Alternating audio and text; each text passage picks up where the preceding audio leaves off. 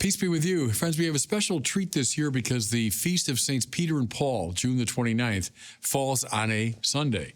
So we have a chance to meditate on these two great saints, these pivotal saints in our church. And I've been thinking a lot about Peter and Paul because as I record these words, just a few, 10 days ago, I was in Rome. I was doing some network coverage for the papal conclave.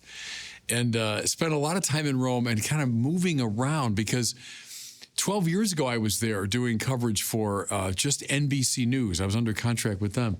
This year I was kind of a freelancer. I was going from, pillar to post and station to station. So I was kind of moving around Rome quite a bit. And you can't move around Rome without noticing all these monuments of the ancient Roman Empire. So, for example, there's a spot called the Largo Argentina, not a well-known spot, but boy, an important one, because that was the place where Julius Caesar was assassinated, stabbed to death by the senators of Rome in 44 BC. It's the ruins, actually, of the Theater of Pompey. The Senate, I think, was under construction or something, and so they moved it to the Theater of Pompey, and that's where Caesar was killed. And you can drive right by the spot. You can see it. And man, the history that turned on that event. Think of the death of Caesar and then what followed it, and Brutus and Cassius against Antony and Octavian, and the rise of Octavian, who becomes the Emperor Augustus, and the whole Roman Empire and everything that followed from it, followed from that fateful day and place. So went by the Largo Argentina a lot. Not too far from that is the Circus Maximus, the Circo Massimo, the Italians call it. There's not much left of it, but you can see the whole outline of it. And you see how enormous it was. I think it was 100,000 people could fit, or more than that even, around the Circus Maximus.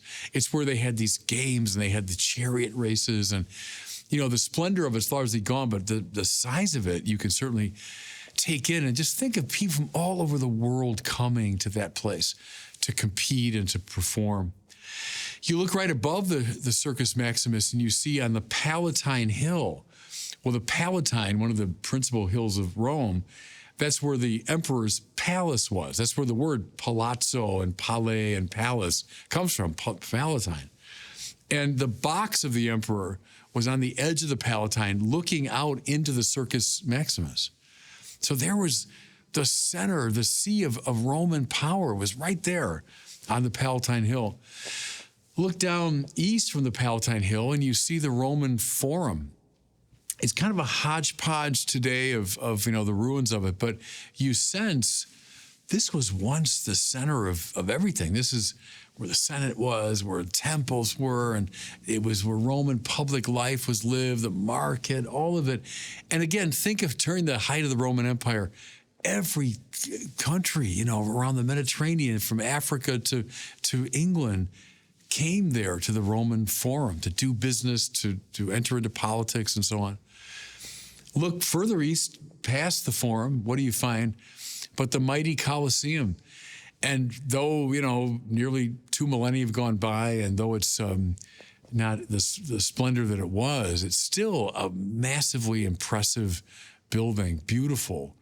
And then you realize that's the prototype of almost every stadium in the Western world. Every football stadium is basically in the form of the Colosseum.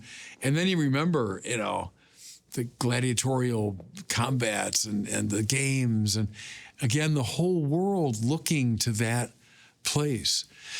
My point is, you can't go to Rome without taking in as Edgar Allan Poe said, the grandeur that was Rome, the grandeur of Rome, the Roman Empire.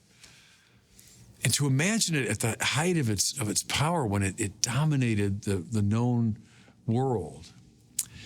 Well, at the height of Roman power, somewhere around the year 60, there came a middle-aged man to the great city. His name was Shimon Bar Yonah, Simon, son of John. He was a fisherman from Galilee. It's a nothing place, and he was kind of a nobody from this nothing place. But he came as the friend of Yeshua from Nazareth, whom he knew, whom he listened to, from whom he received a nickname, Kephas in Aramaic, rocky, if you want, rendered Petros in Greek, Petrus in Latin, hence Peter. So Shimon Bar Yonah, Simon, son of John, Peter the apostle, comes to Rome around 60. He's got this extraordinary message, unbelievable message, that Yeshua from Nazareth, whom Pontius Pilate, the Roman governor, put to death brutally, God had raised from the dead. And this Yeshua from Nazareth was now the king of the world. He's the one who deserved the title Kyrios, or Lord, not Caesar, but Jesus. Simon came to Rome with that message. They speculate he lived in what's now called the Trastevere neighborhood in Rome. Now it's full of restaurants and kind of night spots and trendy places, and it's a touristy part of Rome. In those days, it was where the Jews lived. And so likely Shimon Bar Yonah came there. Well, the Romans found his message so off-putting, so disturbing, that around the year 64, probably in the wake of Nero's fire, when he was casting about for scapegoats, they rounded him up and they transported him, again, probably from Trastevere, up to the Circus of Nero. Now, that's not the Circus Maximus, the giant circus, smaller one. And this one was actually outside the main city. It was near the Vatican Hill, which was outside of ancient Rome. Well, there they had games and so on, but they also executed criminals there for people's entertainment. Shimon Bar Yonah, Peter the apostle, was crucified there. Tradition says upside down, and I've always found that very credible because it's so strange. What an odd detail. I think it was remembered because it was so vividly real. You know what was in the very center of the Circus of Nero is the Egyptian obelisk, which can be seen to this day in the center of what's now called St. Peter's Square.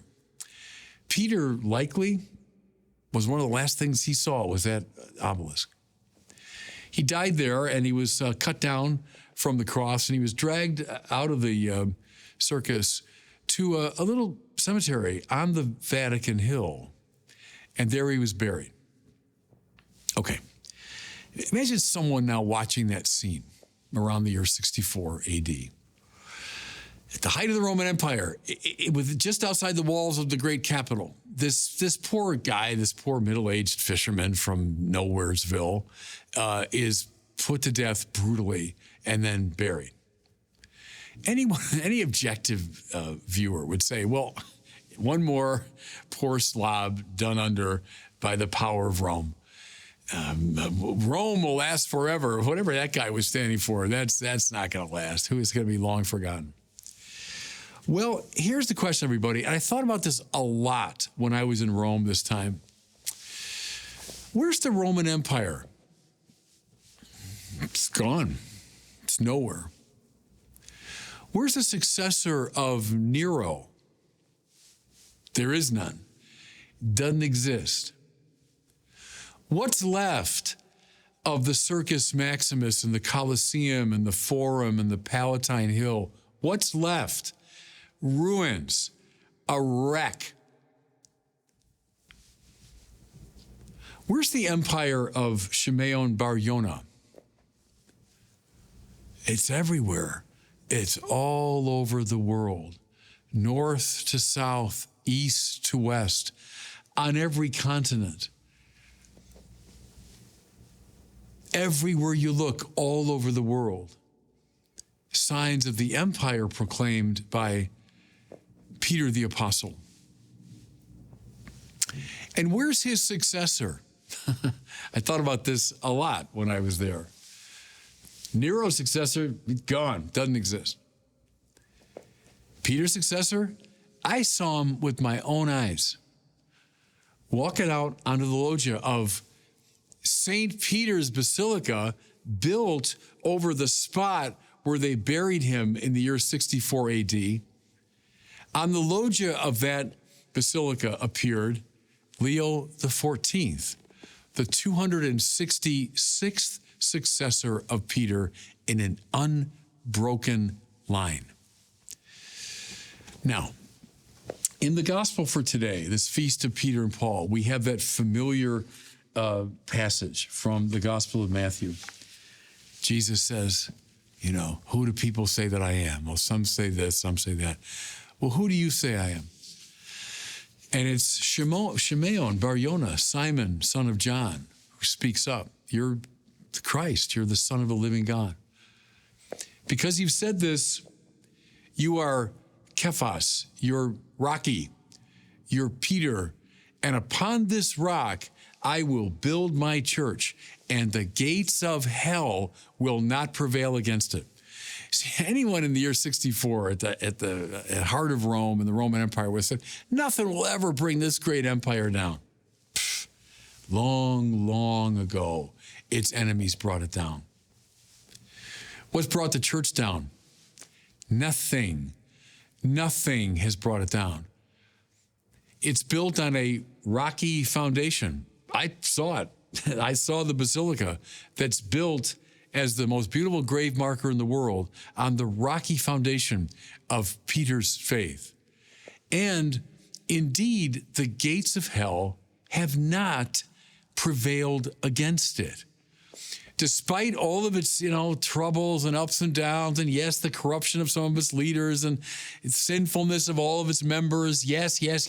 Despite all of that, it's still here. It's still here. And Peter's successor, I just saw him, is this living, breathing, smiling figure. Can I suggest to you, everybody, it's something mystically true here. This is not just idle fantasy, not just a nice literary invention. No, from the words of Jesus to what I saw in Rome a few days ago, we can trace a direct line. So here's the question.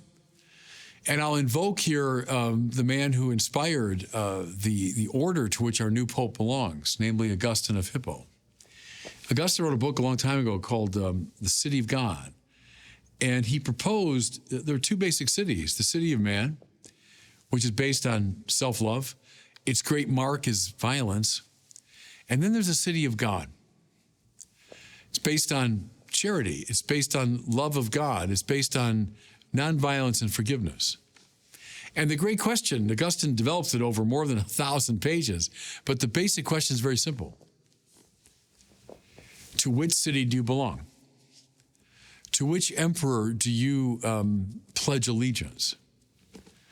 You're a citizen, finally, of which city? And it comes down to a choice, everybody. There's no wriggling off the hook. City of God or the city of man?